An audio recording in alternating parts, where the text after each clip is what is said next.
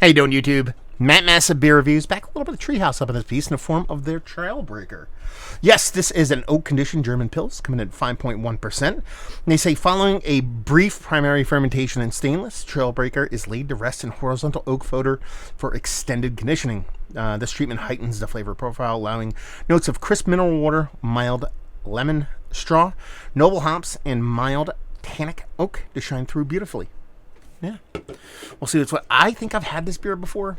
I can't remember. I don't think it's on my channel. I think I looked. Might have been a mystery beer. Who knows? But we're going to dive into it and see what's what. This comes courtesy of my boy Steven. He dropped off a bunch of beers for a bunch of us from BeerTuber Palooza. Let's put the whole thing in there. Yeah. Label-wise, it's Treehouse logo. So it doesn't suck. Beer-wise, it looks like a slightly unfiltered Pilsner or a Pale Ale or a bunch of different other beers. Picky finger.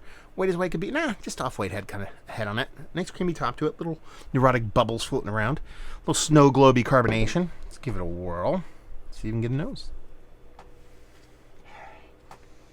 I mean, it smells, honestly, like a Pilsner. I'm not going to sit here and say I'm getting a big kind of wood component or Foeder, kind of this or that or the other thing.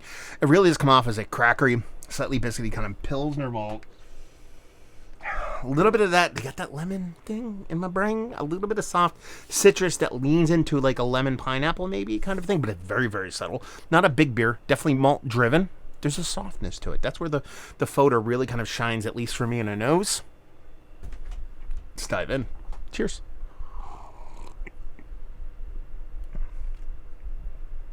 That's delicious. Yeah, that's delicious. And really, for me, I think it is for most people, unless you're talking about a really kind of, what's the word I'm looking for? Not funky Foeder, but a live Foeder that's really imparting a whole bunch of extra on it besides wood. Nose really doesn't come off crazy on a Foeder for me, especially in like low ABV beers like this, like a Pilsner. Where it really shines is in the taste, because what you're getting here is this nice, meaningful, purposeful, malt-driven kind of Pilsner. Really clean, really crisp, but also has a soft edge, and that's where the Foeder kind of comes into play. Get a little bit of soft wood oak tannins, get a little bit of shaved edge on the beer, so it pulls off that really ultra cool trick that you get with Foeder lagers, that you get that crisp, clean drinkability, but at the same time you get this little soft edge on it, so it ends up being more drinkable. Again, kind of eschews it away slightly from being a crispy boy. But man, there is this nice soft like pineapple kind of lemon kind of thing that they're talking about in there that's definitely in there. This soft little woody character, I dare say there's a little bit of soft vanilla going on here also. And it really does have this nice kind of malt driven kind of base to it. Sure, there is a hop profile to it. There is a tannic bittering to it. Nothing over the top. It's kind of marrying with the wood quite well. And ends up being this kind of counterbalance. Not a balance perfectly, but a counterbalance. So this beer doesn't just lean heavily into all malt.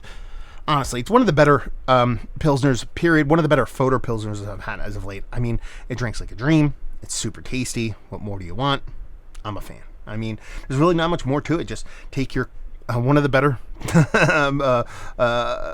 German Pils you've had, throw it in a beautiful Foeder from somebody that knows what they're doing when it comes to those kind of things, and this is what you hope comes out the other end, regardless of what brewery it is, whether it's classical, old school German brewery to these new school breweries. This is what you want, and it's honestly, you'd be very, very hard pressed to find a better Foeder Pilsner than this one.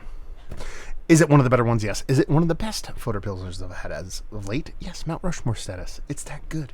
Value and availability on the sucker? Don't know. Steven or anybody else in the Treehouse universe, let me know what's what and leave you with, if you like what? Well, you like this. If you like Foeder Pils. No shit, Sherlock. If you like soft, drinkable, chuggable beers, but with multiple levels, multiple profiles to it, not just a one-note, like, crispy boy, malt, whatever. There's multiple things going on here, from the softness to that wood, to the bittering, to the sweetness of the malt, the whole nine. So if you like multiple levels on a simple drinking beer, you're going to love it. There you go. We're reviewing the books. Hopefully you guys enjoyed it. Down there, if you want to talk about it, Massive Beers. If you want to check me out doing the social media stuff, Beer Massive. If you want to check me out doing the whole podcasting thing. Hopefully you guys enjoyed the review. Hopefully you're enjoying a little bit of Treehouse right now. Hopefully see you next time. Cheers.